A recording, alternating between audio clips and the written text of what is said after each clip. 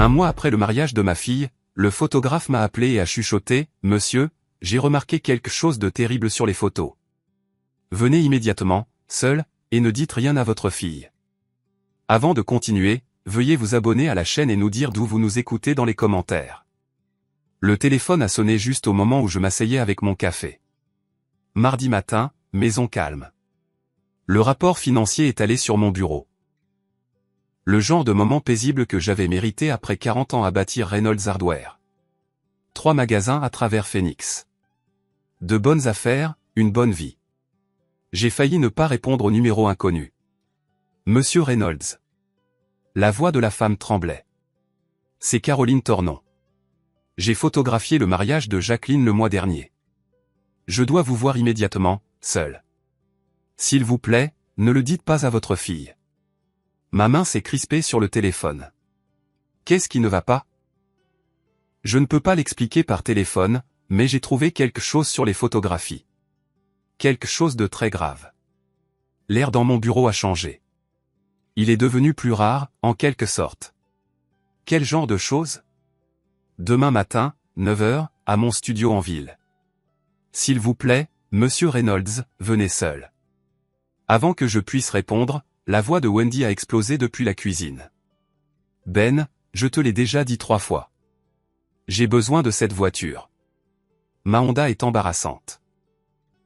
Tu avais promis de lui demander aujourd'hui. Le rire de Benjamin a grondé depuis le salon, une émission de télévision hurlant en fond.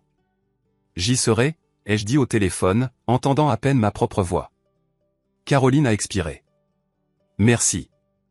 Je suis tellement désolé, Monsieur Reynolds, vraiment. Elle a raccroché. Je suis resté immobile à mon bureau, le téléphone toujours collé à mon oreille, fixant la photo encadrée sur mon mur. Jacqueline dans sa robe de mariée, radieuse.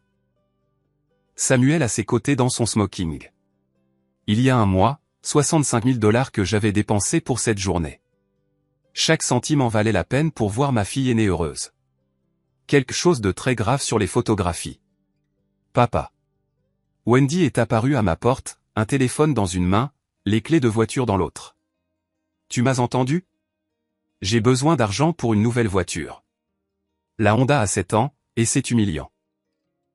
J'ai regardé ma plus jeune fille, 31 ans, vivant chez moi depuis 4 ans maintenant, temporairement, avait-elle dit en emménageant après son divorce. Benjamin avait suivi 6 mois plus tard. Pas de loyer, pas de date de fin. On en parlera plus tard, chérie. Plus tard. J'ai besoin d'aller chez le concessionnaire cette semaine. Mélissa a une nouvelle Lexus et je ne peux pas continuer à me montrer dans cette épave. Je me suis retourné vers mon écran d'ordinateur. Les chiffres se sont brouillés.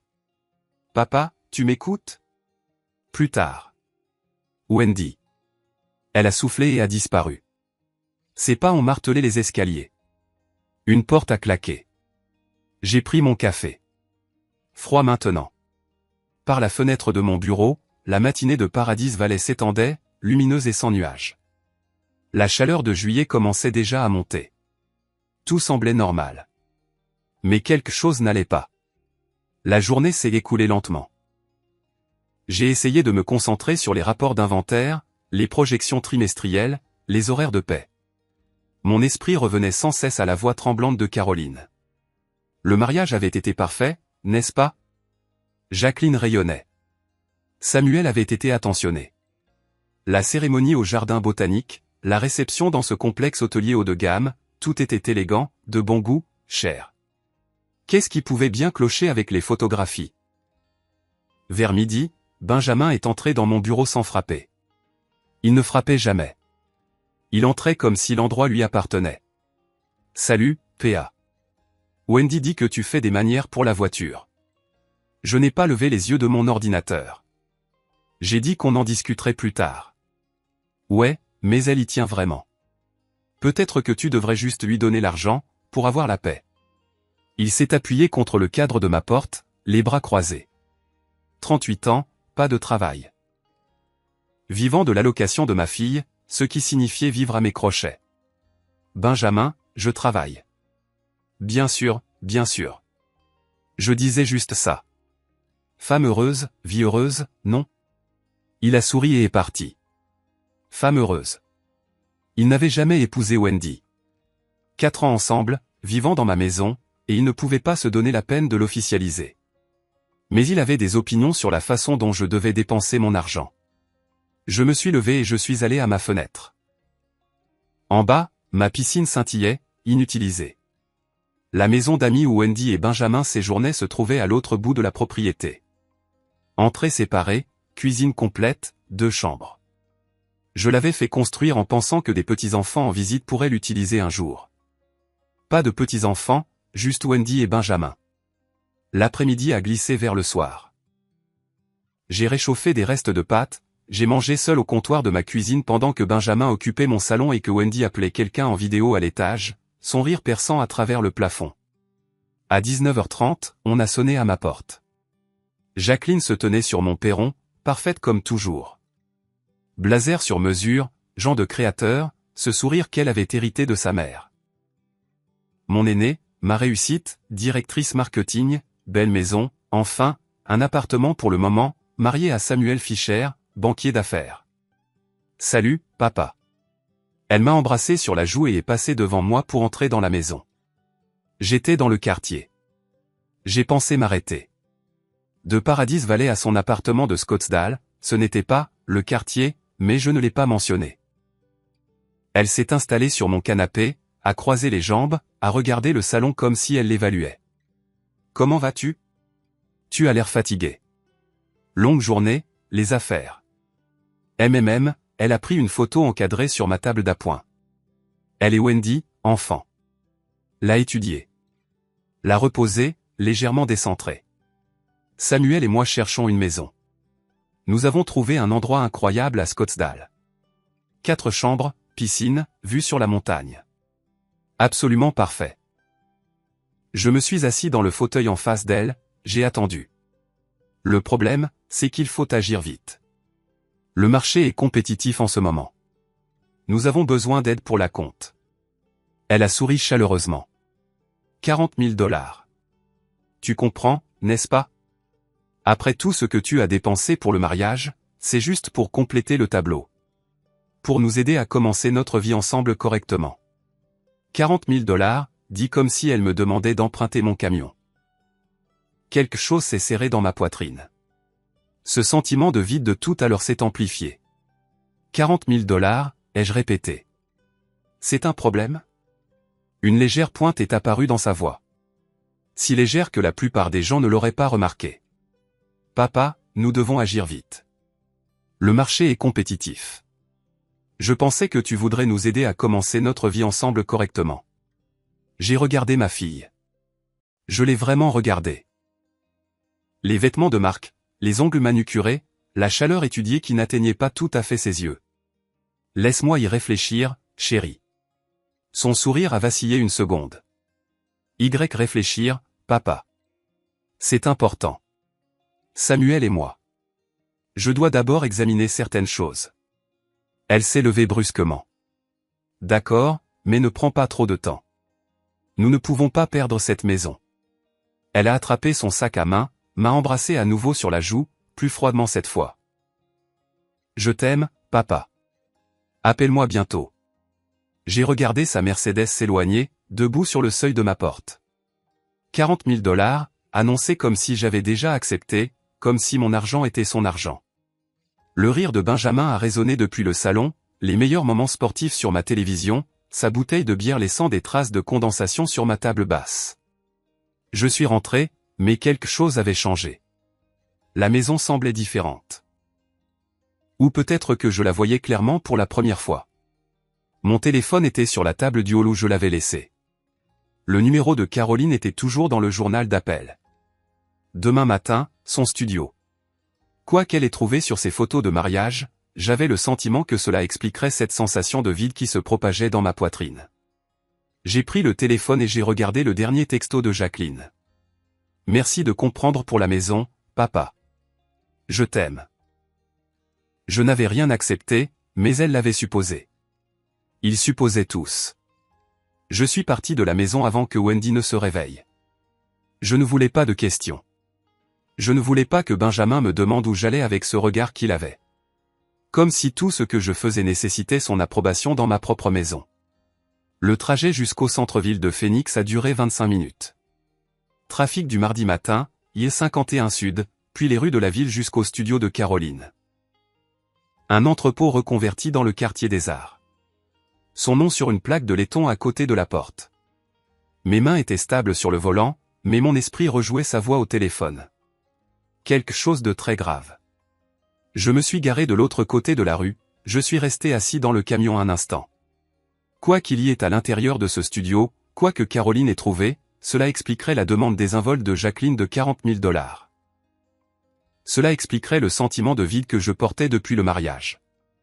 Je le savais. Je ne voulais juste pas savoir comment. Le studio sentait le café et l'encre d'imprimante. Des photographies professionnelles tapissaient les murs. Mariage, famille, portrait d'entreprise. Caroline m'a accueilli à la porte, plus jeune que je ne m'en souvenais du jour du mariage. La quarantaine, peut-être.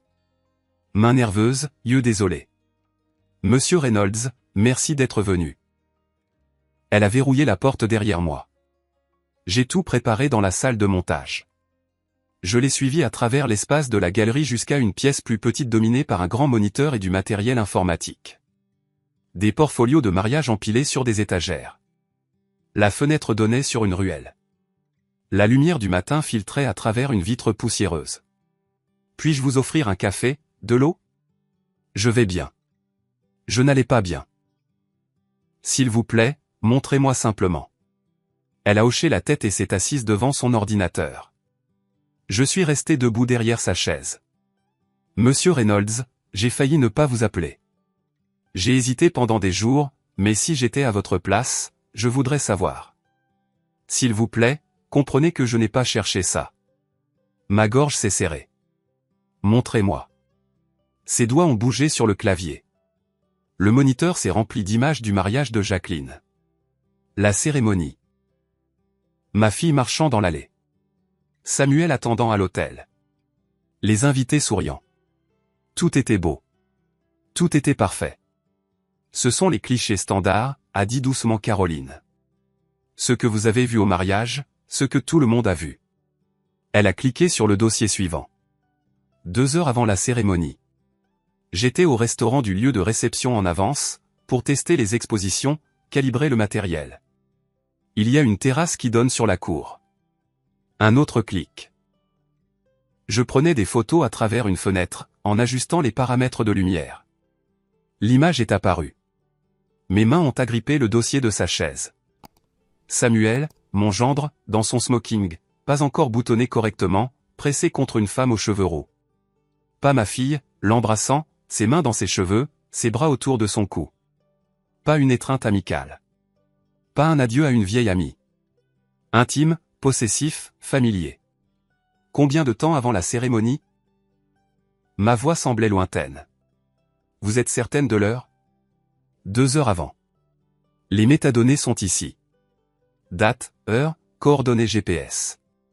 Elle a affiché un écran technique. Chiffres, horodatage, données de localisation. J'étais au restaurant du lieu de réception en avance pour tester les expositions à travers une fenêtre. J'ai capturé ça par accident, mais c'est réel. Et il y a plusieurs clichés. Elle a cliqué pour avancer. Angle différent. Même scène. Samuel et la femme aux cheveux roux enlacés. Sur une photo, la main de la femme était visible. Main gauche pressée contre la poitrine de Samuel. Une alliance. Un anneau en or. Un diamant. La femme. Je me suis penché plus près de l'écran. L'alliance. Savez-vous qui elle est? Caroline a secoué la tête. Je ne la reconnais pas sur la liste des invités. Je suis tellement désolé, monsieur Reynolds. Elle a affiché une autre image. Celle-ci montrait clairement le visage de Samuel. Aucune confusion dans son expression, pas de faux pas d'ivrogne, juste de la confiance, du contrôle. Un homme qui savait exactement ce qu'il faisait. 2 heures avant d'épouser ma fille. Je me suis redressé lentement. Mes genoux semblaient faibles. La pièce a légèrement basculé puis s'est redressée. Pouvez-vous prouver l'heure? Absolument. Le prouver. Oui. Caroline a ouvert une autre fenêtre, m'a montré des données techniques que je comprenais à peine, des empreintes numériques, des informations de fichiers, des coordonnées GPS correspondant à l'emplacement du restaurant, des horodatages à la seconde près. C'est une preuve de niveau forensique, monsieur Reynolds. Ça tiendrait n'importe où. Elle a sorti une petite clé USB de son tiroir. Tout est là. Toutes les photos, toutes les métadonnées, la documentation technique. J'ai fait des copies. Elle me l'a tendu. Je ne sais pas ce que vous ferez de ces informations, mais je crois que vous devriez les avoir. J'ai pris la clé USB, j'ai fermé le point dessus. Ne vous excusez pas, ai-je dit. Vous avez fait ce qu'il fallait. Le retour à Paradise Valley s'est passé dans un flou. Je serrais fort le volant, fixais la route, mais mon esprit était ailleurs. Samuel Fischer, banquier d'affaires, poli, éloquent, réussi, tout ce que j'avais voulu pour ma fille. Embrasser une autre femme 2 heures avant leur mariage. Une femme portant une alliance. Pas une erreur, pas des doutes de dernière minute, c'était calculé, délibéré. Pourquoi épouser Jacqueline, alors? La question tournait dans mes pensées comme un vautour. Pourquoi organiser un mariage à 65 000 $ avec une femme que vous trahissiez quelques heures avant la cérémonie? Pourquoi prononcer ces vœux? Pourquoi sourire sur ces photos? Quel était le but? Mon camion connaissait le chemin du retour sans que j'y pense. Les rues de Paradise Valley, mon quartier, mon allée. La clé USB était dans ma poche, lourde comme une pierre. Je me suis garé dans mon allée juste après 11 heures. La maison avait l'air la même que lorsque je l'avais quittée 2 heures plus tôt. Le même aménagement paysager désertique, la même lumière de sécurité qui devait être réparée, tout pareil. Mais je n'étais pas le même. J'ai ouvert la porte d'entrée. Benjamin était affalé dans mon fauteuil en cuir, une bière à la main, un jeu télévisé hurlant. Il n'a pas levé les yeux. Et, le vieux. Prends-moi une autre bière pendant que t'es debout. De l'étage, la voix de Wendy. Papa, c'est toi? Je dois te parler d'argent pour le spa ce week-end. Je suis resté dans ma propre entrée, la clé USB dans ma poche, et quelque chose en moi qui se pliait depuis des années a finalement cédé. Le mari de ma fille la trompant 2 heures avant le mariage. Mon autre fille vivant dans ma maison, exigeant de l'argent pour le spa. Mon quasi-gendre m'ordonnant de lui apporter une bière dans mon fauteuil dans ma maison. J'ai fermé la porte derrière moi avec un clic silencieux. Ils pensaient que j'étais le même homme qui était parti ce matin. Ils avaient tort. Le sommeil était impossible. Je suis resté assis dans mon bureau après minuit, la clé USB de Caroline sur le bureau à côté de mon ordinateur portable. Chaque fois que je fermais les yeux, je voyais ces photographies. Le visage de Samuel, confiant, pas coupable, pas confus, confiant. J'ai ouvert mon ordinateur portable et j'ai affiché le tableur du budget du mariage. 65 000 $ que j'avais dépensés. Lieu, traiteur, photographe, fleurs, orchestre, tout ce qu'elle voulait, mais elle avait insisté sur une chose en particulier. Des cadeaux en espèces. Pas de liste de mariage, pas de grille-pain ou de service en porcelaine. Papa, nous partons de zéro. Nous avons besoin de flexibilité. L'argent liquide est plus pratique. J'avais pensé qu'elle était mature, pratique. Maintenant, je me demandais ce pourquoi j'avais réellement payé. J'ai attrapé un bloc-notes et j'ai commencé à écrire des chiffres, des dates, des détails qui semblaient soudainement faux.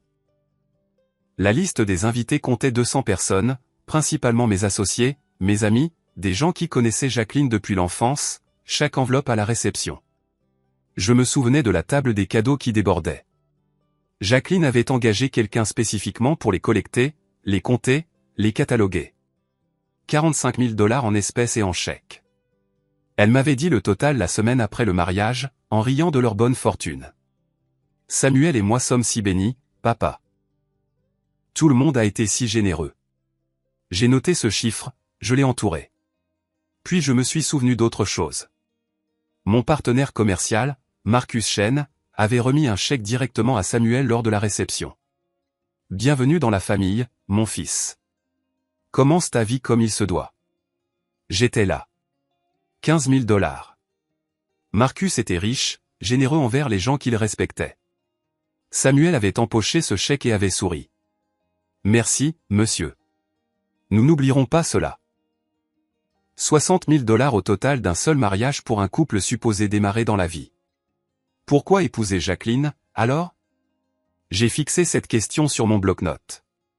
Si Samuel avait une autre femme, une femme portant une alliance, pourquoi organiser une cérémonie à 65 000 $? Pourquoi sourire sur ses photos? Pourquoi prononcer ses vœux? Sauf si les vœux n'avaient pas d'importance. Sauf si l'argent en avait. Mon estomac s'est noué. La nuit s'est éternisée. J'ai fait du café vers 3 heures du matin, je suis resté à la fenêtre de ma cuisine, regardant les collines sombres du désert. Quelque part à Scottsdale, Jacqueline dormait à côté de l'homme qui l'avait trahi quelques heures avant leur mariage. Ou peut-être qu'elle savait. Peut-être qu'elle s'en fichait. Cette pensée était pire que la première. À 7 heures, j'ai pris une douche et je me suis habillé, tenue décontractée, pantalon kaki, polo. J'ai quitté la maison avant que Wendy ne se réveille. Je ne voulais pas de questions. Je ne voulais pas voir Benjamin affalé sur mon canapé. La banque ouvrait à 9 heures. Je me suis rendu à l'agence du centre-ville de Phoenix où je faisais mes affaires. Territoire professionnel, terrain sûr. La directrice, Patricia Williams, m'a accueilli dans son bureau. Nous travaillons ensemble depuis 15 ans. Monsieur Reynolds, qu'est-ce qui vous amène ce matin? Je voulais vérifier un chèque que j'ai fait. Un cadeau de mariage pour ma fille, 20 000 $. Je veux m'assurer qu'il a bien été encaissé. Patricia l'a affiché sur son ordinateur. Laissez-moi voir. Oui, le voici. Compte joint pour Samuel et Jacqueline Fischer. Le chèque a été encaissé sans problème. Compte joint, ai-je dit nonchalamment. Quand l'ont-ils ouvert? Patricia a fait défiler l'écran. On dirait qu'il y a 2 mois. Le 10 mai. 2 mois avant le mariage. Pas des années. Pas quand ils se sont fiancés. 2 mois. Ils ont dû être rapides pour l'organisation du mariage, ai-je dit, en gardant ma voix légère. Les jeunes de nos jours. Patricia a souri. Tout va vite. Je l'ai remercié et je suis parti. Dans mon camion, je suis resté assis avec le moteur en marche. Le 10 mai. Ils avaient ouvert un compte joint spécifiquement pour recevoir l'argent du mariage. Ils l'avaient planifié, coordonné. Ce n'était pas de la romance. C'était de la logistique. J'ai conduit jusqu'à la maison dans le trafic de fin de matinée, l'esprit en ébullition. La maison semblait calme quand je suis entré dans le garage. La voiture de Benjamin était là. Une vieille Camry qu'il refusait d'entretenir. Toujours à demander de l'argent pour la réparer. Je suis entré par la porte du garage menant à la cuisine. J'avais l'intention d'aller directement à mon bureau. Puis j'ai entendu la voix de Wendy de l'étage. Ouais, papa a l'air suspect ces derniers temps. Sa voix portait depuis le palier du 2e étage. Conversation téléphonique. Volume trop fort. La façon dont elle parlait toujours. Je ne sais pas différent, en quelque sorte. Mais ne t'inquiète pas, sœurette. Ben et moi pouvons tenir encore 6 mois facilement. D'ici là, il cédera et nous achètera ce condo juste pour se débarrasser de nous. Je me suis figé dans le couloir. La voix de Jacqueline est sortie du haut-parleur du téléphone. Wendy l'avait mis à plein volume, en riant. Parfait. J'ai encore 2 mois à jouer à la femme heureuse. Ensuite, je demande le divorce. La moitié de ces cadeaux m'appartient légalement en Arizona. Samuel a déjà accepté un partage à 60/40. Les 45 000 $ les plus faciles que j'ai jamais gagnés.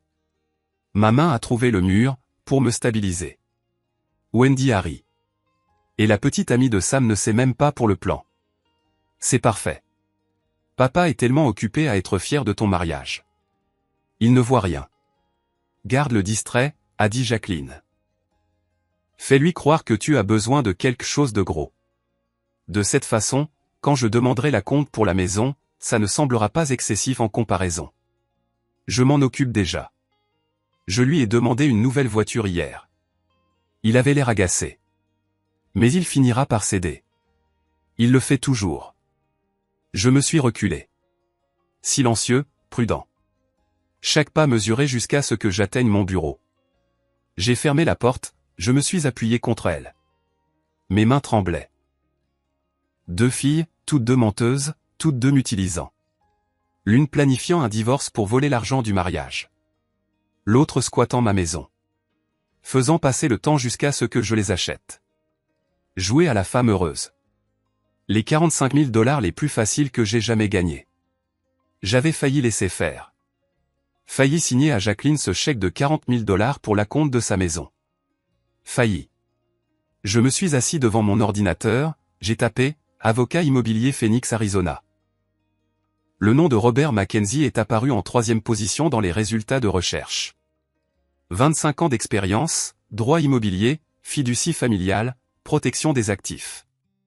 Son cabinet avait un créneau disponible demain matin à 9 h. J'ai pris rendez-vous. Puis je me suis adossé à ma chaise et j'ai regardé ma porte de bureau fermée.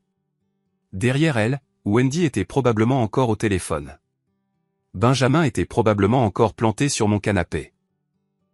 Tous deux confortables, tous deux confiants. Ils n'avaient aucune idée de ce qui allait arriver. Moi non plus. Pas exactement. Mais demain, je commencerai à le découvrir. Demain, je deviendrai autre chose qu'un portefeuille avec un battement de cœur. Le bureau de Mackenzie était dans un immeuble de verre en centre-ville, au 23e étage. Je suis arrivé 10 minutes en avance et je les ai passés dans le parking à organiser mon dossier une dernière fois. Le tableur du mariage. La clé USB de Caroline. Mes notes de la nuit dernière. 3 pages de chronologie, de citations, de montants en dollars, de preuves. La montée en ascenseur m'a semblé plus longue qu'elle ne l'était. J'avais pris des décisions commerciales pendant 40 ans, négocié des contrats avec des fournisseurs, géré des conflits d'employés, surmonté des ralentissements économiques. Ça ne devrait pas être différent, mais ça l'était. C'était ma famille, mes filles. Les portes de l'ascenseur se sont ouvertes. Non, pas ma famille. Plus maintenant. Elles avaient fait ce choix quand elles m'avaient transformé en une transaction. La réception était professionnelle. Bureau en verre, fauteuil en cuir, art abstrait que je ne comprenais pas mais que je reconnaissais comme cher. Une femme a levé les yeux de son ordinateur. Monsieur Reynolds, Monsieur Mackenzie est prêt à vous recevoir. Son bureau avait des fenêtres du sol au plafond donnant sur Phoenix, un bureau en acajou, des livres de droit tapissant un mur, des diplômes et des certificats du barreau encadrés. Robert Mackenzie s'est levé à mon entrée, la cinquantaine, les tempes grisonnantes, une poignée de main ferme. Monsieur Reynolds, veuillez vous asseoir. Puis-je vous offrir un café? Oui, noir. Il a versé d'une carafe sur la crédence, m'a tendu une tasse en céramique, s'est installé derrière son bureau. J'ai examiné votre formulaire d'admission. Vous avez mentionné des problèmes immobiliers et des affaires familiales. Dites-moi ce qui se passe.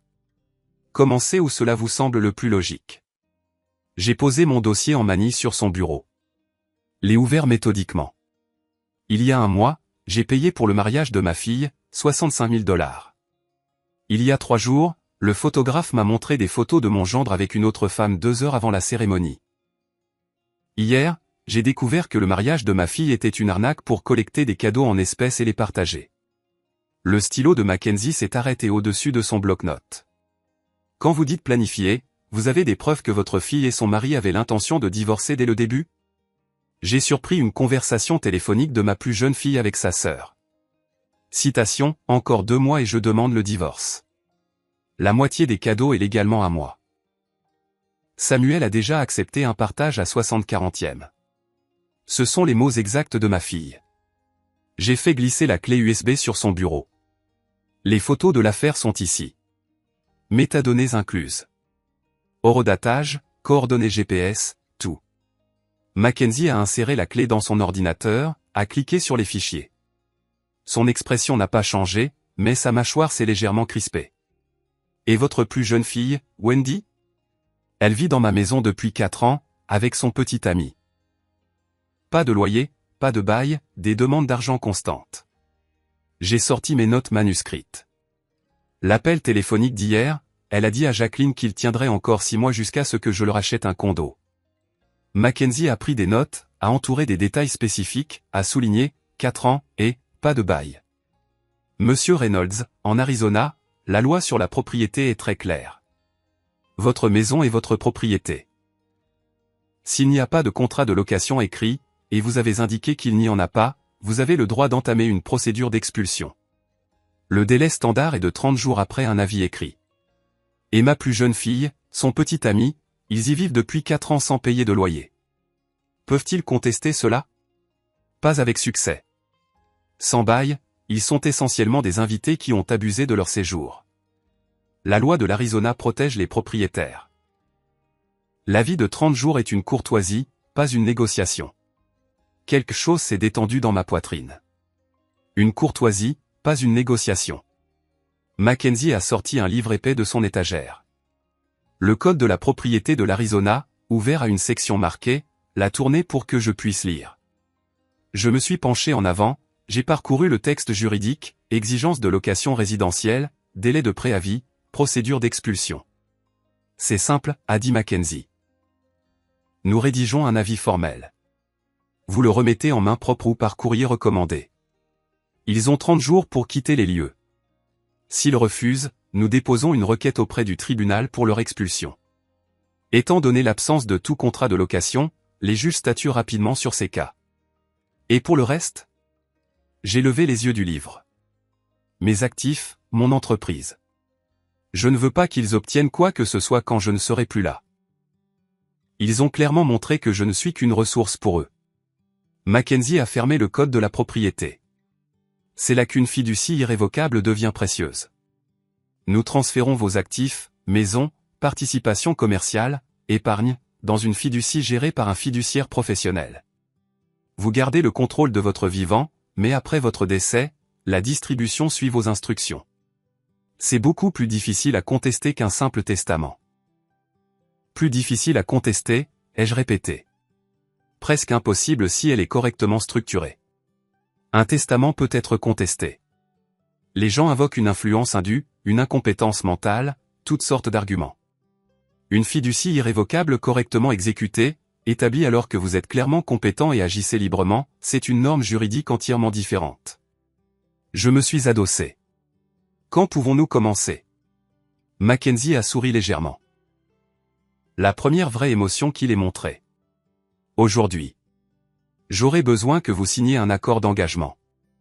Mes honoraires pour ce travail, les avis d'expulsion, la révision du testament et la création complète de la fiducie seront de 8 500 $.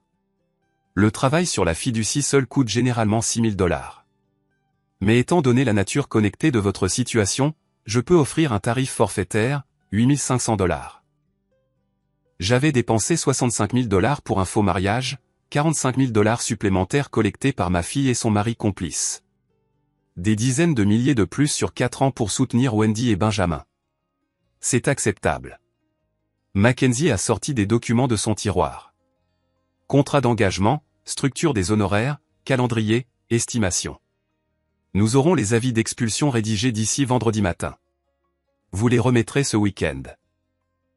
Je recommande de le faire en personne, pour qu'il n'y ait aucun doute sur la réception. Après la remise, le compte à rebours de 30 jours commence. Ils doivent quitter les lieux à cette date ou faire face à une expulsion légale. Et la fiducie? 2 à 3 semaines pour un transfert complet des actifs. Je travaillerai directement avec vos institutions financières. Nous aurons besoin des relevés actuels de tous les comptes, des titres de propriété, des documents de propriété de l'entreprise. Mon assistante juridique coordonnera les détails avec vous. Il a fait glisser le contrat sur son bureau. Je l'ai lu attentivement. Des années d'affaires m'avaient appris cela. Étendue du travail, barème des honoraires, calendrier, tout ce que Mackenzie avait promis, formalisé en langage juridique. J'ai signé d'une main ferme. Mackenzie a contresigné, l'a daté, m'a remis des copies. Monsieur Reynolds, je dois mentionner que cela détruira probablement votre relation avec vos filles de façon permanente. Une fois que vous aurez remis ces avis d'expulsion, une fois qu'elles découvriront la structure de la fiducie, il n'y aura pas de retour en arrière. Je sais. Vous êtes préparé à cela. J'ai pensé au rire de Wendy au téléphone. À la cruauté des involtes de Jacqueline jouant à la femme heureuse. Les 45 000 $ les plus faciles que j'ai jamais gagnés. Elles ont détruit la relation elle-même. Je ne fais que reconnaître la réalité. Mackenzie a hoché la tête. Alors nous sommes clairs. Je vous appellerai vendredi matin quand les documents seront prêts. Nous nous sommes serrés la main à nouveau. Plus longtemps cette fois. Quelque chose est passé entre nous. Respect professionnel, peut-être. Compréhension. J'ai quitté son bureau avec des copies du contrat, un aperçu du calendrier, un résumé de la structure de la fiducie, des documents juridiques qui signifiaient une chose simple, je reprenais ma vie en main. L'ascenseur pour descendre était plus rapide que pour monter. La gravité travaillait en ma faveur. Dans le parking, je me suis assis dans mon camion avec les copies du contrat sur le siège passager. Procédure d'expulsion, résumé de la modification du testament, aperçu de la structure de la fiducie. Mon téléphone a vibré. Un texto de Jacqueline. Papa, as-tu réfléchi à la compte? On a vraiment besoin d'une réponse. La maison n'attendra pas éternellement. J'ai regardé le message un long moment. 40 000 $ pour une maison dans laquelle elle vivrait 2 mois avant de demander le divorce. J'ai supprimé le texto sans répondre.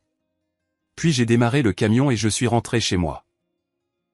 Wendy et Benjamin seraient là, confortables et confiants, s'attendant à ce que rien ne change. Il leur restait 30 jours pour profiter de cette confiance. J'avais 30 jours pour me préparer à la guerre. Les enveloppes sont arrivées vendredi matin. Adresse de retour de Mackenzie, papier épais, sceaux officiels. Je les ai posées sur mon bureau et je les ai regardées pendant la majeure partie de la journée. Le soir, j'étais prêt. Je pouvais entendre Wendy et Benjamin dans le salon. La voix de Benjamin portait, excité, animé, un autre plan, une autre demande.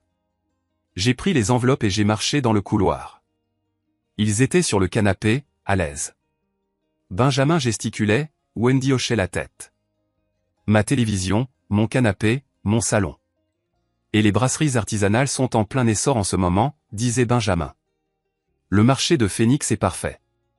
Il nous faudrait environ 30 000 $ pour commencer. Ton père verrait un retour sur investissement en 1 an. Facile. Wendy a ri. Il le fera. Il le fait toujours. Présente-lui ça comme une aide à la famille et il signera le chèque. Je suis entré dans la pièce. Ils ont levé les yeux, souriant, ne s'attendant à rien. J'ai posé les enveloppes sur la table basse entre eux. Qu'est-ce que c'est? Wendy a pris la sienne, perplexe. Papa, on parlait de l'idée de brasserie de Ben. Avis d'expulsion officielle. Vous avez 30 jours pour trouver un autre logement. Les mots sont tombés comme des pierres dans l'eau calme, des ondulations de silence se propageant vers l'extérieur. Wendy a déchiré son enveloppe, allule en tête. Son visage a perdu toute couleur. Benjamin a attrapé la sienne, l'a parcourue. Tu as perdu la tête, le vieux? C'est notre maison. C'est ma maison. Vous ne pouvez pas nous mettre dehors comme si nous étions des étrangers. Benjamin s'est levé, s'est avancé vers moi, les poings serrés, le visage empourpré. Nous sommes une famille. Les larmes de Wendy ont commencé, pile à l'heure. Papa, qu'est-ce que tu fais? Je suis ta fille. Comment peux-tu nous mettre à la porte? Je l'ai regardé calmement. Vous n'avez pas payé de loyer depuis 4 ans. Vous ne me respectez pas. Vous me voyez comme un portefeuille. Il est temps de grandir. C'est insensé. Benjamin s'est rapproché, envahissant mon espace. Vieille tactique d'intimidation. Tout le monde saura quel genre de père tu es. Mettre ta propre enfant à la porte. La vie est légale. 30 jours. Je vous suggère de commencer à faire vos bagages. Wendy a attrapé mon bras. Papa, s'il te plaît. On peut arranger ça. On paiera un loyer. On va. J'ai retiré sa main, doucement mais fermement, je me suis tourné vers le couloir. Tu le regretteras. La voix de Benjamin m'a suivi. Tu le regretteras. Je suis allé à mon bureau, j'ai fermé la porte, je l'ai verrouillée avec un clic audible. Derrière moi, le chaos a éclaté. Les lamentations de Wendy, les cris de Benjamin, des meubles qui raclent. Je me suis assis à mon bureau et j'ai écouté. Leur panique était de la musique. 10 minutes ont passé. Les cris se sont calmés pour devenir des chuchotements intenses. Puis la voix de Wendy à nouveau. Plus aiguë.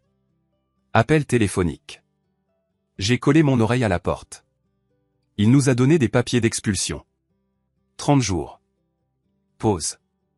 Jacqueline qui répond. Je ne sais pas ce qui s'est passé. Il était froid, comme si nous étions des étrangers.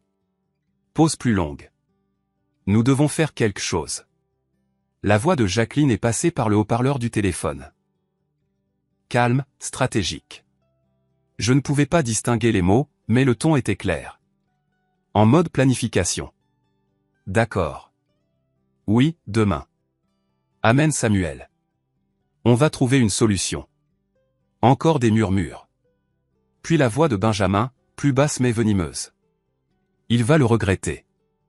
Je suis retourné à mon bureau et j'ai ouvert mon ordinateur portable. Mackenzie avait envoyé des documents cet après-midi. Documents de création de la fiducie, stratégie de protection des actifs. Il pensait que c'était à propos de la maison. Il n'avait aucune idée que je protégeais tout. Mon téléphone a vibré. Un texto de Jacqueline. Papa, Wendy m'a appelé. Nous devons parler. Je passe demain avec Samuel. Ça a été trop loin. Je l'ai lu 2 fois. Ils se regroupaient, se coordonnaient, sur le point de lancer leur contre-attaque. Laissez-les venir. J'ai sorti un calendrier et j'ai marqué la date. Jour 1 sur 30. Le compte à rebours avait commencé.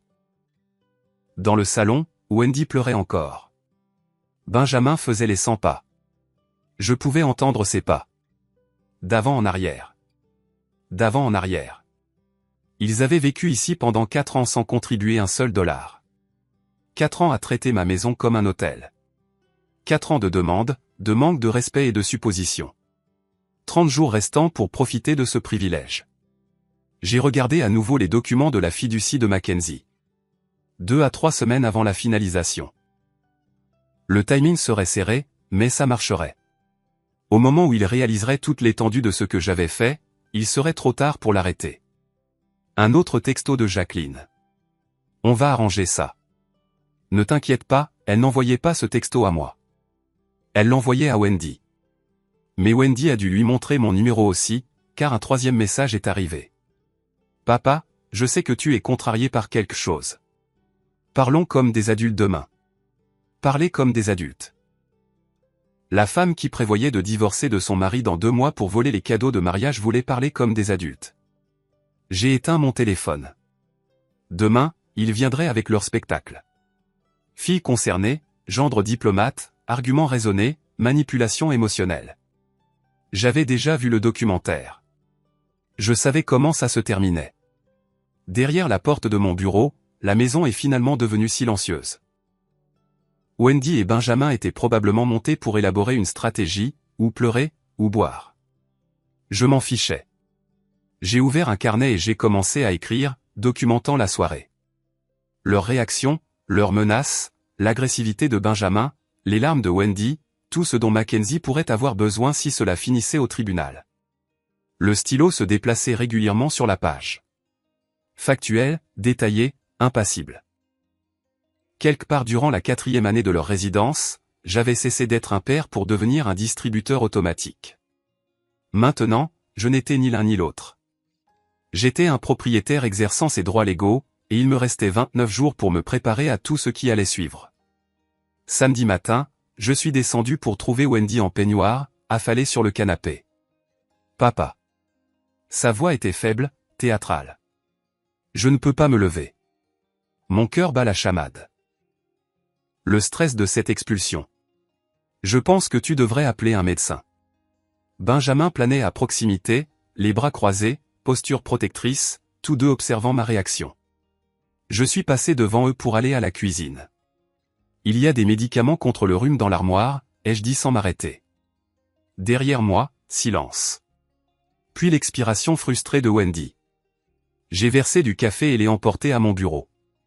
J'ai fermé la porte. Dimanche après-midi, Benjamin m'a trouvé dans le garage, a bloqué la porte avec son corps. Tu sais ce que les gens vont dire, hein? Ton agressif. Visage trop près du mien. Que tu as mis ta propre fille à la porte. Ta fille enceinte. Wendy n'était pas enceinte. Juste un autre mensonge. Tes partenaires commerciaux, tes amis de l'église, ils sauront tous quel genre d'homme tu es vraiment. J'ai vérifié ma montre. L'expulsion est légale. Il vous reste 26 jours. Maintenant, bouge. Il n'a pas bougé. Nous sommes restés là pendant 10 secondes. 20, sa mâchoire travaillait, les poings serrés. Finalement, il s'est écarté. Je suis monté dans mon camion et j'ai conduit jusqu'à la quincaillerie. Je suis resté là pendant 3 heures, à vérifier l'inventaire, à parler au directeur, à être n'importe où sauf à la maison. Quand je suis rentré ce soir-là, une enveloppe était posée sur mon comptoir de cuisine. En tête manuscrit, proposition. Je l'ai ouverte. L'écriture de Benjamin, liste détaillée. Opportunité d'investissement, partenariat pour une brasserie artisanale. Capital initial requis, 50 000 $. Conditions, Wendy et Benjamin restent résidents. Paie un loyer nominal de 500 $ par mois. Rembourse l'investissement en 5 ans. 50 000 $, contre les 30 qu'il avait mentionnés vendredi soir. Le désespoir gonflait les chiffres. J'ai tout lu. 2 pages. Projection financière sortie de nulle part. Promesse de rendement.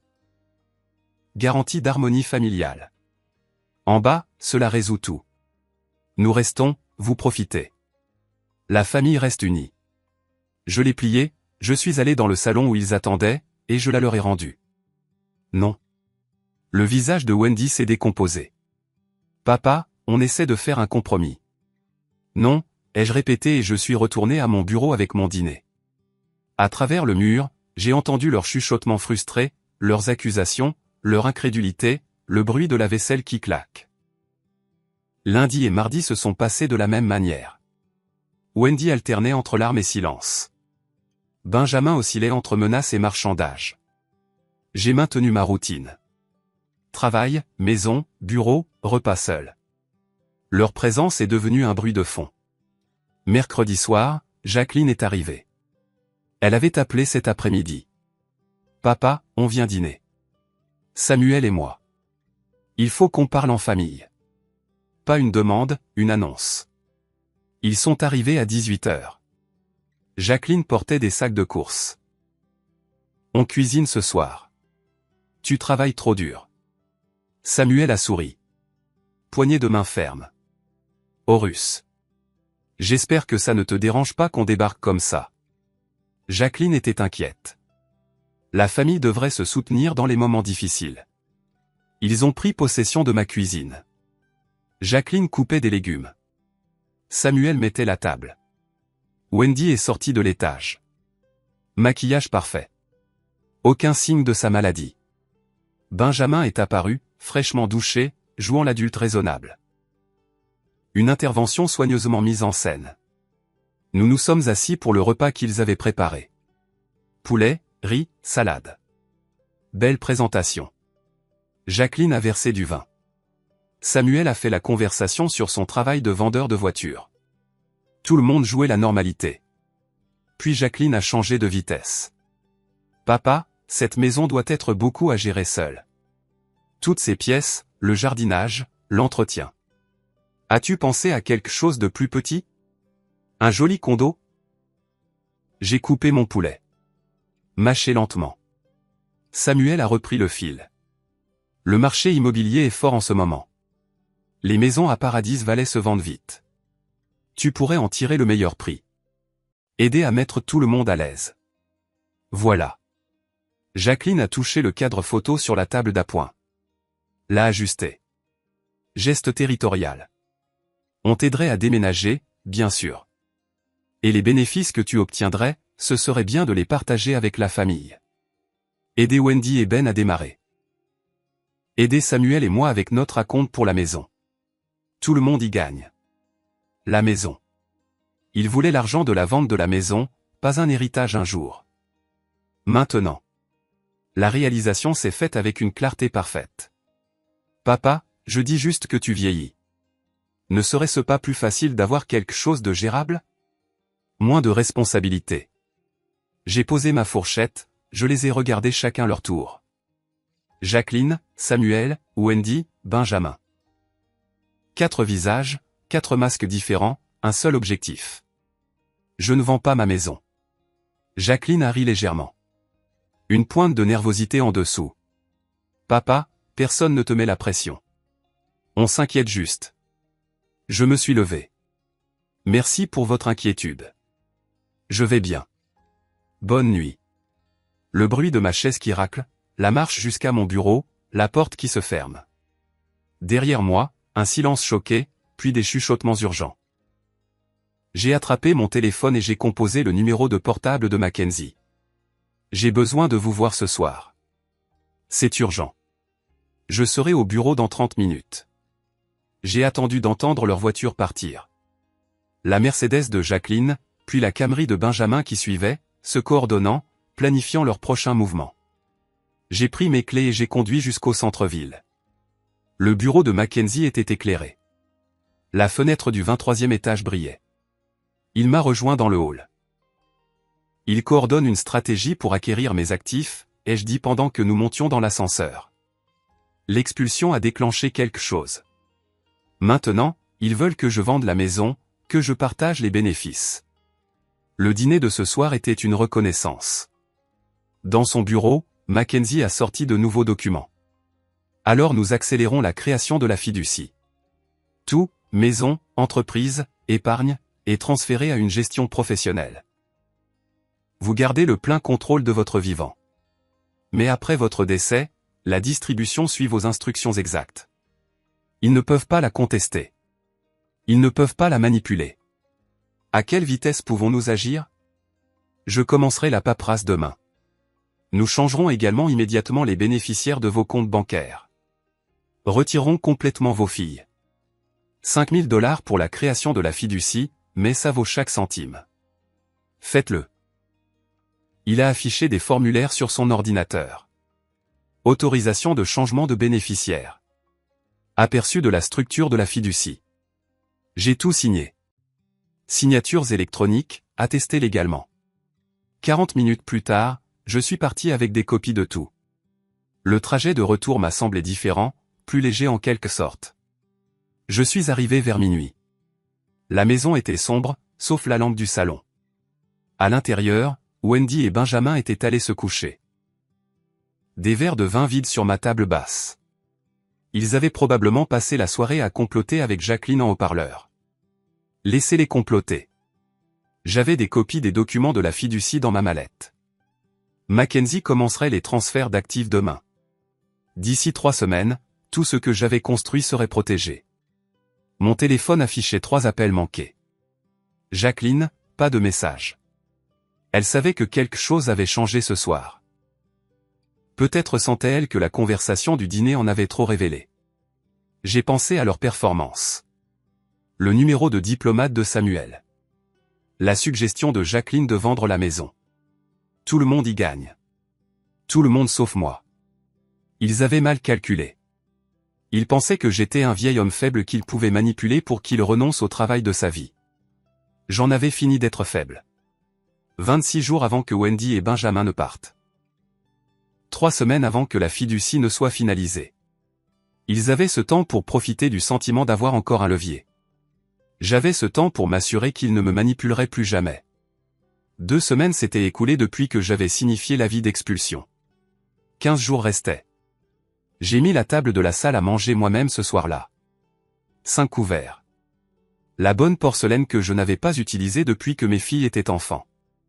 Serviette en tissu, verre à eau. À ma place, j'ai posé un dossier en manille face cachée. Le dossier contenait 8 photographies imprimées. Samuel et une femme aux cheveux roux, horodatée, géolocalisée. 2 heures avant son mariage avec ma fille. J'avais invité tout le monde, mes 2 filles, mes 2 quasi-gendres. Un dîner de famille, avais-je dit. Ils sont arrivés séparément, Jacqueline et Samuel les premiers, 15 minutes en avance. Je les ai entendus dans le salon, une conversation chuchotée avec Wendy et Benjamin, se coordonnant, planifiant leur approche. Je les ai appelés à table. La tension était immédiate.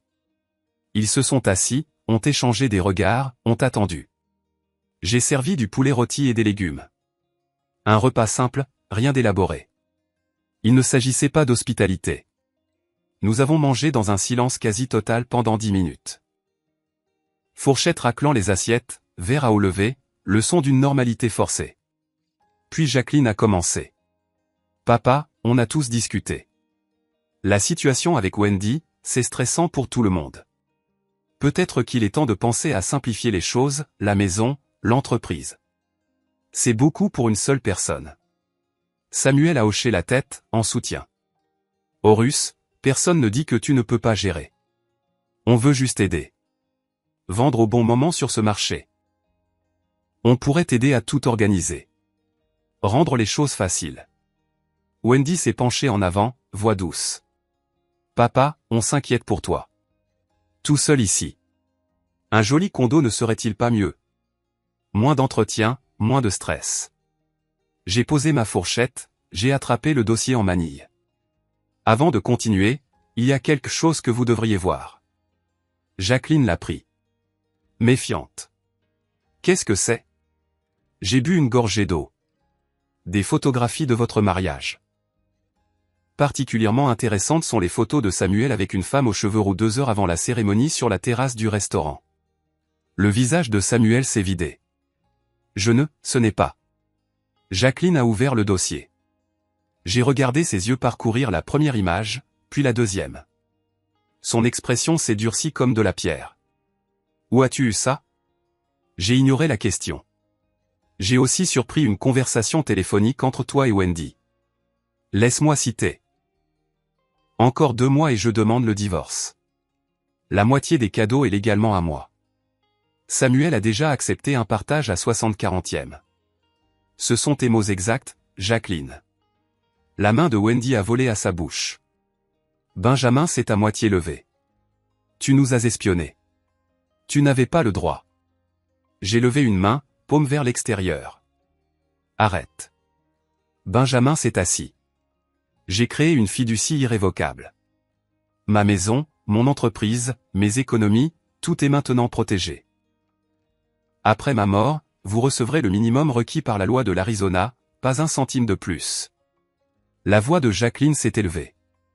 Tu ne peux pas faire ça. Nous sommes ta famille. Je me suis levé, j'ai repoussé ma chaise lentement, j'ai plié ma serviette à côté de mon assiette. Wendy et Benjamin ont 15 jours pour trouver un nouveau logement. Cette conversation est terminée. Papa, Jacqueline s'est levée aussi. Tu détruis cette famille. Pourquoi? Une sorte de malentendu?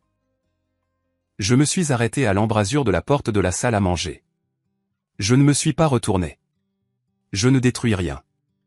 Je protège ce que j'ai construit contre des gens qui me voyaient comme une ressource, pas comme un père.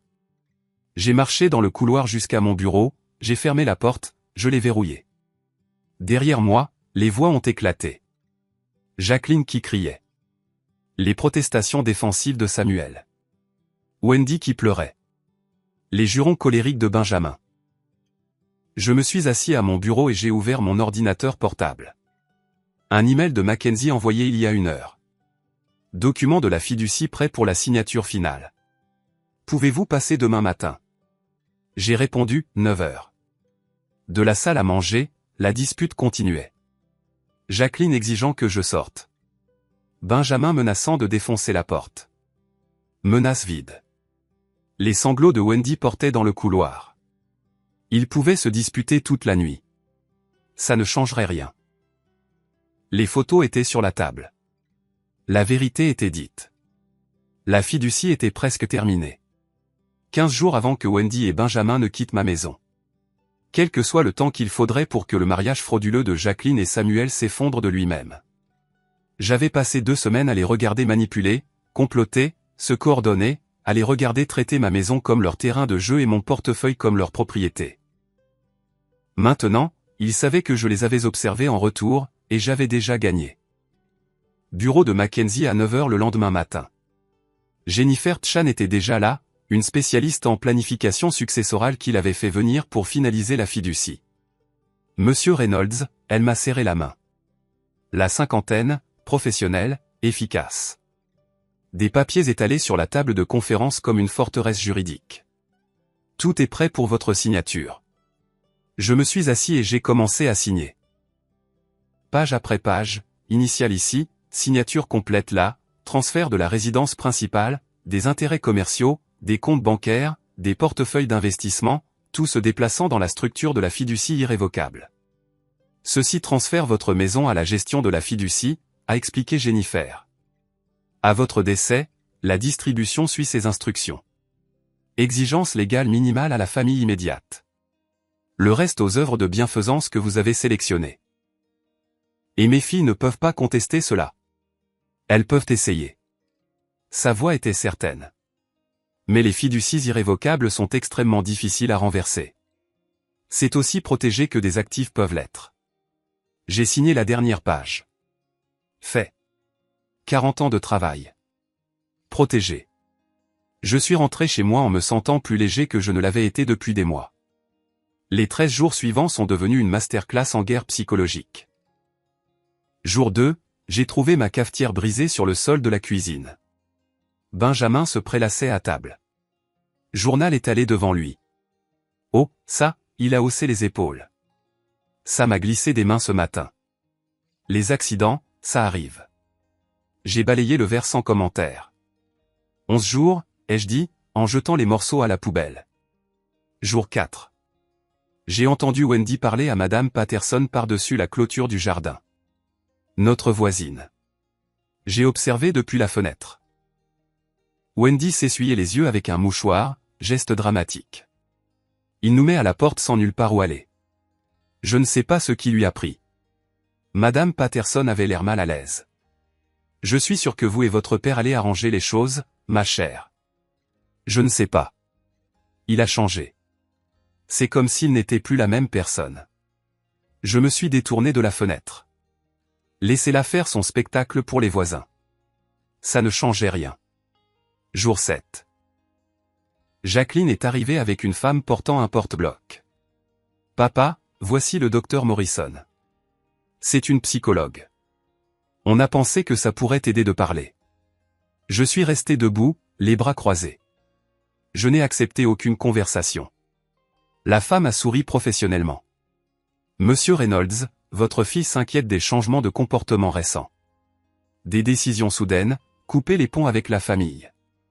Cela peut parfois indiquer des problèmes sous-jacents qui... Arrêtez. J'ai regardé Jacqueline. Dehors, toutes les deux, maintenant. Papa, elle essaie d'aider. Si seulement tu écoutais. C'est ma maison. Vous partez. Elles sont parties. Jour 10. Je suis rentré du magasin pour trouver la porte de mon bureau légèrement entr'ouverte. Je la fermais toujours complètement. Sur mon bureau, les documents de la fiducie étaient exactement là où je les avais laissés. Presque exactement. Le coin était plié différemment. Quelqu'un les avait parcourus. Ce soir-là, Wendy était plus silencieuse que d'habitude. Benjamin n'arrêtait pas de la regarder. Il savait maintenant. Il savait vraiment. La fiducie était réelle. L'argent était parti. Jour 12. Wendy a frappé à la porte de mon bureau. L'après-midi. Benjamin n'était pas avec elle. Papa, on peut parler? Juste nous deux. J'ai fait un geste vers la chaise. Elle s'est assise, un mouchoir déjà à la main, les yeux rouges. J'ai réfléchi à tout. Tu avais raison à propos de Ben, sur la façon dont nous avons vécu. Il n'est pas une bonne influence pour moi. Je le vois maintenant. J'ai attendu. J'ai fait de terribles erreurs. Je te demande, je te supplie de me pardonner. Une autre chance. Je pourrais changer. Je pourrais être la fille que tu mérites. La performance était impeccable. Voix tremblante, posture vulnérable, penchée en avant. Toutes les techniques de manipulation de son arsenal. J'ai laissé le silence s'étirer. Je l'ai regardé. Vraiment regardé. Si tu avais vraiment réalisé tes erreurs, Wendy, tu ne serais pas venu ici demander le pardon comme une transaction. Tu serais venu sans rien attendre en retour. Mais tu demandes la maison, de l'argent, que je change d'avis sur la fiducie.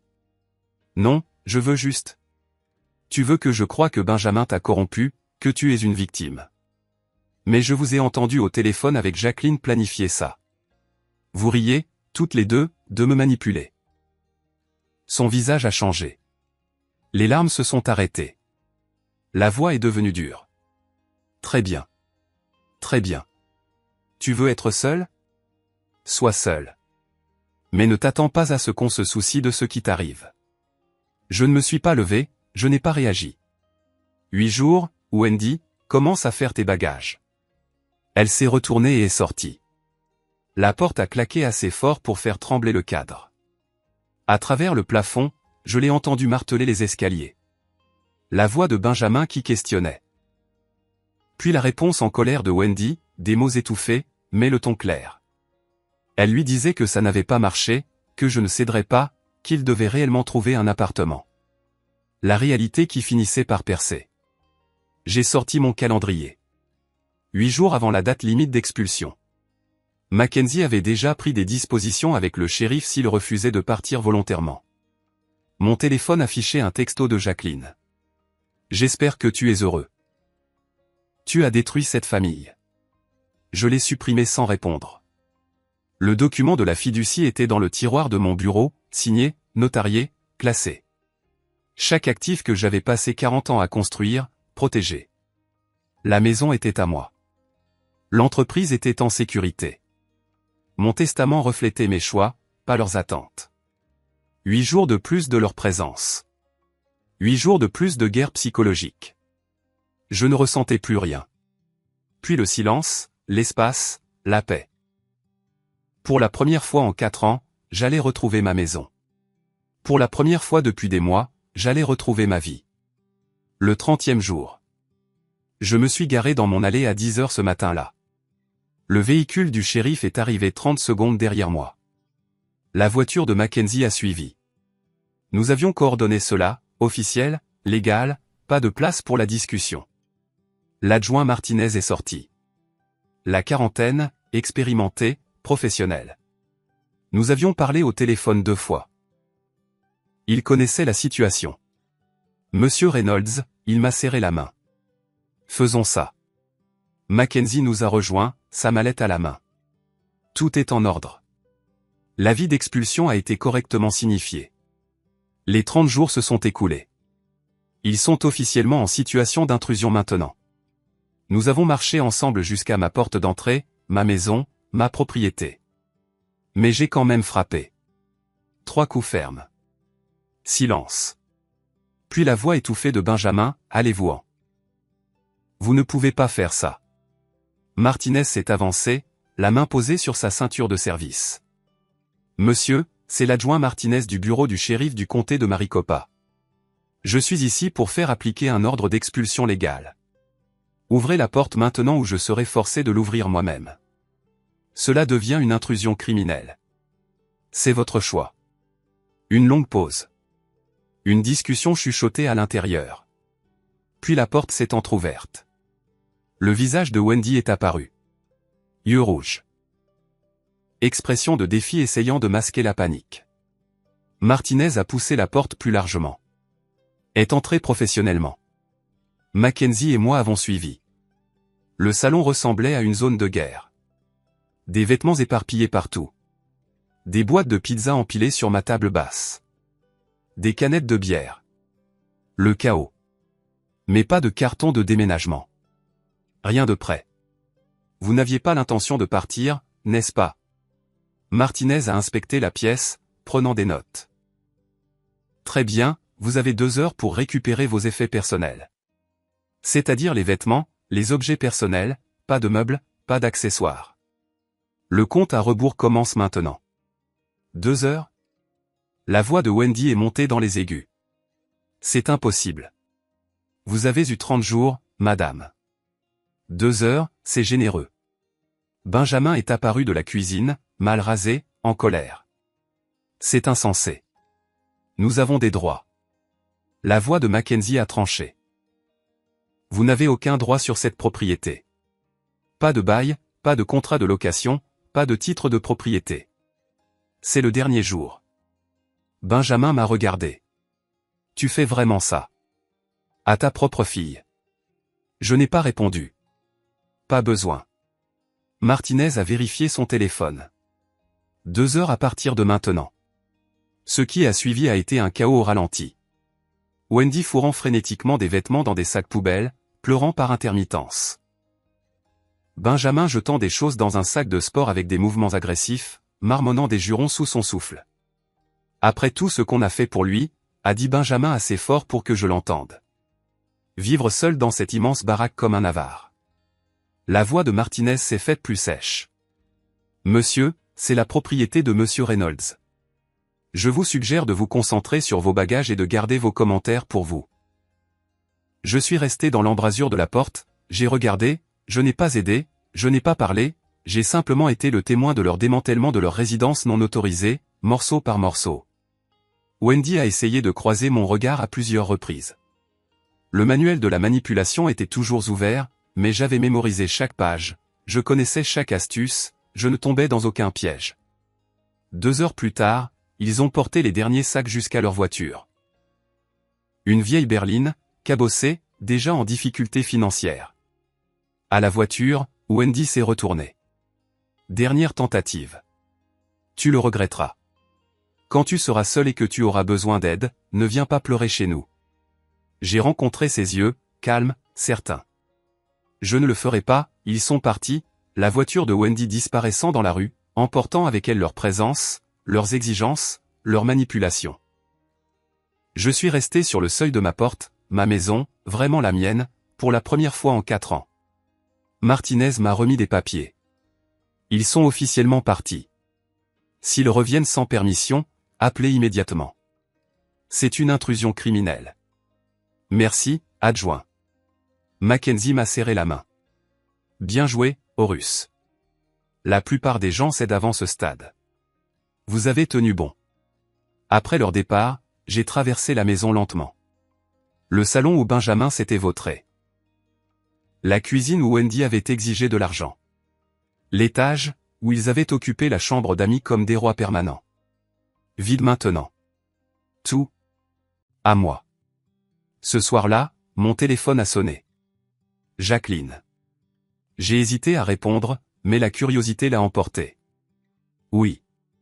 J'espère que tu es satisfait. Sa voix était de glace. Tu as détruit cette famille. Tout ce que nous avions. Est-ce que ça en valait la peine? J'ai regardé la photo de famille sur l'étagère. Une vieille photo, une autre époque, d'autres personnes. Je n'ai pas détruit la famille, Jacqueline. J'ai arrêté de la laisser me détruire. Silence. Puis sa voix s'est légèrement brisée. Tu as changé. Je ne sais même plus qui tu es. Je suis la même personne. J'ai juste arrêté de prétendre que je ne remarquais pas qu'on se servait de moi. On verra combien de temps tu tiendras seul. Tu auras besoin de nous un jour ou l'autre. Elle a raccroché. J'ai posé le téléphone. 3 jours plus tard, il a vibré avec un texto d'un numéro inconnu. Samuel. Je l'ai lu, debout dans ma cuisine.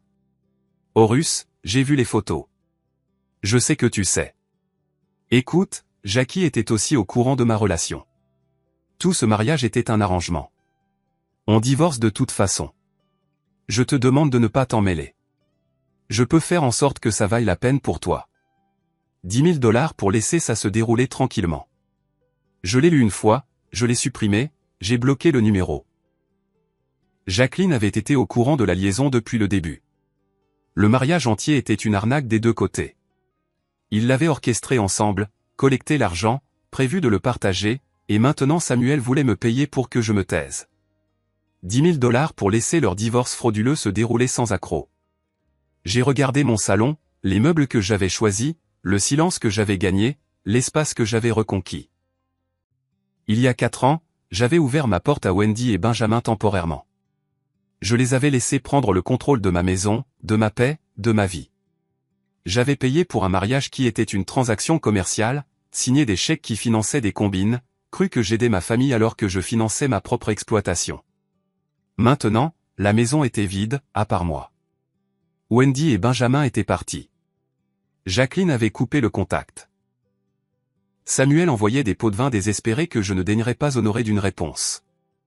Je suis allé à la fenêtre. Le soleil se couchait sur Paradise Valley, peignant le désert en or. Ma maison, ma vie, mes choix. Ils pensaient avoir gagné quand ils avaient emménagé. Quand ils manipulaient, quand ils complotaient. Ils avaient tort. Fin août. Je suis assis sur ma terrasse avec mon café du matin, regardant le soleil grimper sur Paradise Valley. L'air est déjà chaud. Mais ici, sur le flanc de la colline, une brise le rend supportable. Calme. Complètement calme, à l'exception des oiseaux et du bourdonnement lointain de la ville en contrebas. 3 semaines depuis l'expulsion. 3 semaines à vivre seul dans ma maison. Ma vraie maison, pas un bâtiment que je partageais avec des locataires pleins de ressentiments qui m'appelaient papa. La cafetière fonctionne. Benjamin avait brisé l'ancienne dans un accès de rage passive-agressive. Je l'avais remplacée le lendemain de leur départ. Petite chose, mais ça comptait. Tout fonctionnait maintenant. La télécommande de la télévision restait là où je la posais. Mon fauteuil dans le salon ne contenait que moi. Le réfrigérateur contenait la nourriture que j'avais achetée, que je mangeais à mon propre rythme sans que quelqu'un exige que je paie ses courses. Des choses simples, des choses révolutionnaires. Wendy a appelé 2 fois cette semaine. J'ai laissé les 2 appels aller sur la messagerie vocale, j'ai supprimé les messages sans les écouter. Elle et Benjamin avaient trouvé un appartement bon marché en périphérie. Benjamin avait un travail régulier. Il se débrouillait. Sans mon argent, sans ma maison. Bien. Jacqueline avait aussi appelé une fois, il y a 2 semaines, pour demander de l'argent. J'ai besoin d'aide pour un acompte après le divorce. Juste $20 000. Tu es mon père. J'avais dit un seul mot. Non. Puis j'avais raccroché. Pas d'explication, pas de culpabilité, juste une limite. Elle et Samuel avaient divorcé comme prévu. Le tribunal avait démêlé la situation de leur cadeau de mariage. Tous 2 ont perdu de l'argent en avocat. Justice ironique. Ils avaient comploté pour collecter de l'argent liquide, et avaient fini par le dépenser en frais de justice pour diviser ce qui restait. Le facteur est arrivé en milieu de matinée. J'ai récupéré le courrier, je l'ai ramené sur la terrasse. Une enveloppe du cabinet de Mackenzie. Papier épais. Je l'ai ouverte avec mon coupe-papier. Documents finaux de la fiducie. Tous déposés, tous sécurisés. Monsieur Reynolds, commençait la lettre. Tous les documents de la fiducie ont été finalisés et déposés auprès de l'État. Vos intérêts commerciaux ont été transférés à la gestion de la fiducie. Les instructions de distribution de la succession sont sécurisées. Vous gardez le plein contrôle de votre vivant avec une protection à toute épreuve par la suite. Je l'ai lu 2 fois, puis je l'ai mise de côté. Terminé. Forteresse juridique construite. Patrimoine protégé. Vie reconquise. Mon téléphone était posé sur la table à côté du livre d'apprentissage de la guitare sur lequel je travaillais. Mercredi, j'avais ma 3e leçon. J'avais toujours voulu jouer. 40 ans à me dire, un jour, quand j'aurai le temps. J'avais le temps maintenant. Vendredi, je faisais du bénévolat au centre pour personnes âgées, effectuant des réparations. Mon expertise en quincaillerie était utile, aidant des gens qui en avaient besoin, qui l'appréciaient, qui ne l'exigeaient pas comme un droit acquis. Le téléphone a sonné. Numéro inconnu. J'ai failli ne pas répondre, puis je l'ai fait. Ici Horus. Monsieur Reynolds. Une voix de femme familière. C'est Caroline Tornon, la photographe du mariage de votre fille. J'espère que je ne vous dérange pas en appelant. J'ai pensé à vous, je me demandais comment les choses s'étaient terminées.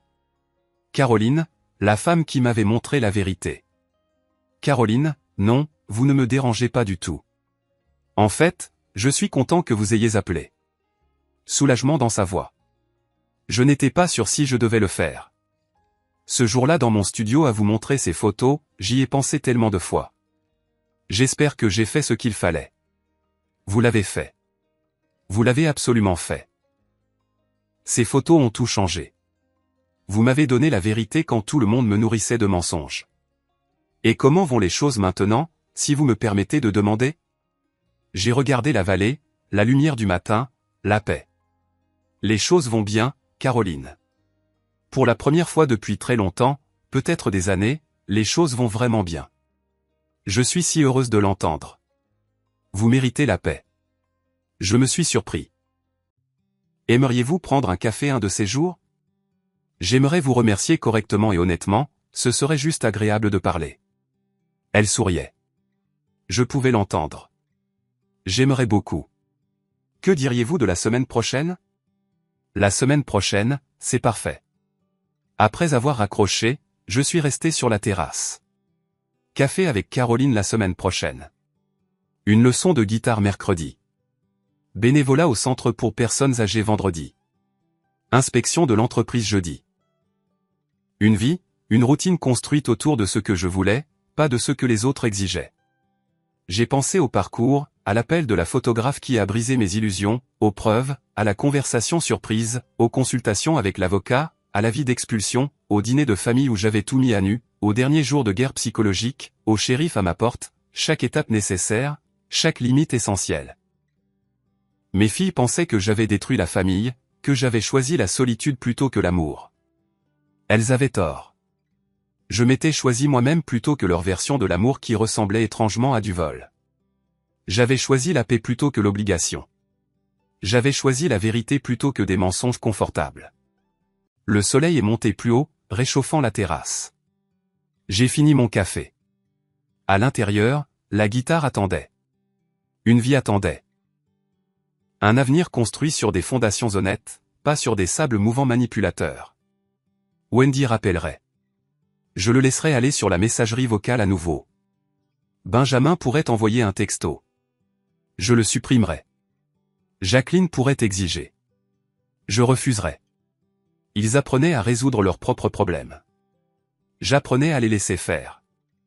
Les documents de la fiducie étaient sur mon bureau à l'intérieur. Chaque actif protégé. Chaque décision mienne. Je me suis levé et je suis allé à la balustrade de la terrasse. J'ai regardé Paradise Valley. Ma maison, ma vue, ma paix. Seul, oui, mais libre. Et pour la première fois depuis des années, peut-être pour la première fois de ma vie, c'était exactement ce que je voulais. Le prochain chapitre était à moi de l'écrire. Café avec quelqu'un qui ne voulait rien d'autre que la conversation. Musique de guitare faite pour mon propre plaisir. Réparation faite parce que j'ai choisi d'aider, pas parce que quelqu'un l'exigeait. Une vie vécue selon mes propres termes. La justice n'était pas la vengeance. C'était la protection. C'était des limites. C'était dire non quand non était la seule réponse saine. Je m'étais sauvé. Et ça valait tout. Si vous aimez cette histoire, veuillez aimer cette vidéo, vous abonner à la chaîne et partager vos impressions sur cette histoire dans les commentaires. Merci d'avoir regardé.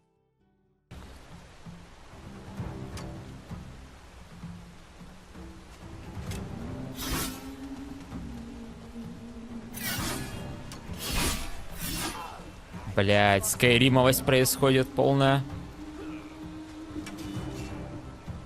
Полная скайримовость, блять.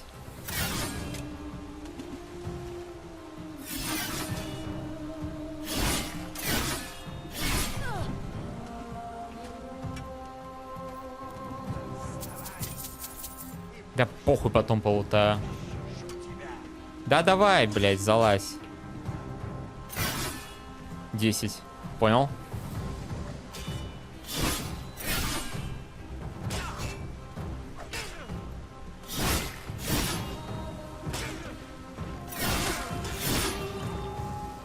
Хилки не живем в ПВП, мразь!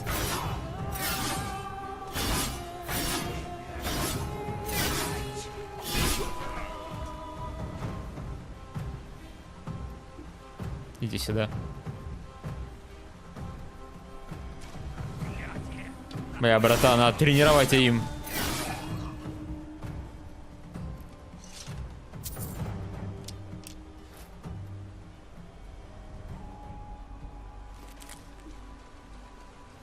Так, а ты свою голову мне отдавай.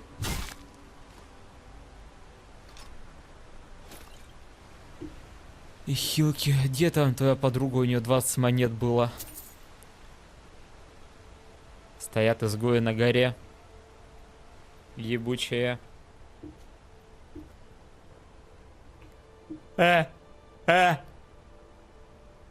Стальной кинжал сюда. Кувшинчик молока.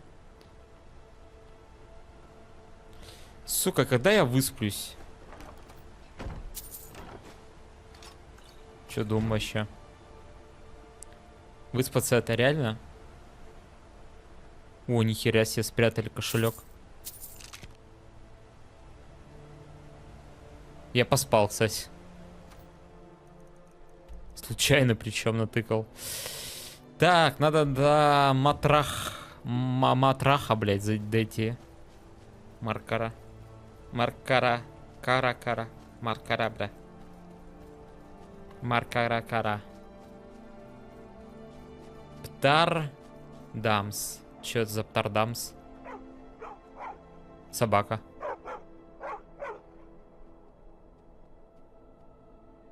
И чё? Чё с собой делать?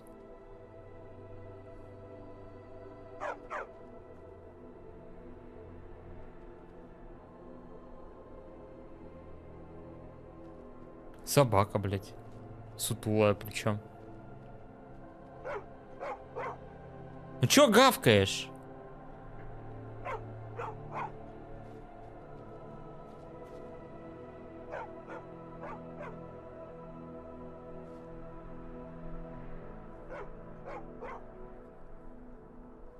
Был бы и Скайрим, попиздел бы с ней. Был бы. Был бы. Гавкает. Ай, блядь! Ты чё, дичала нахуй?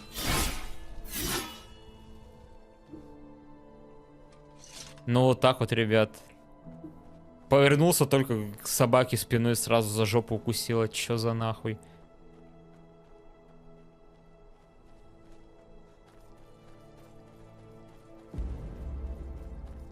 А что мне эффект сна дает?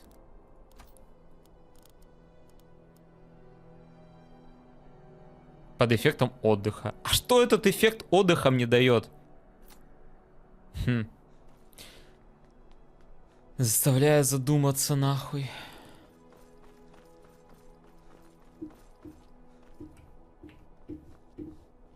А, блядь, тут не залезть.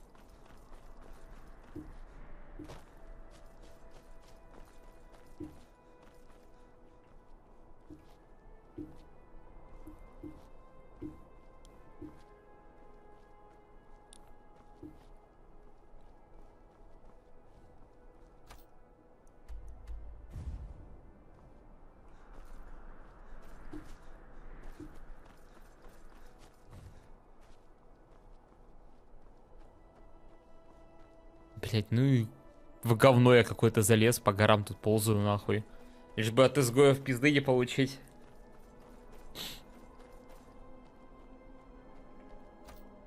А какой-то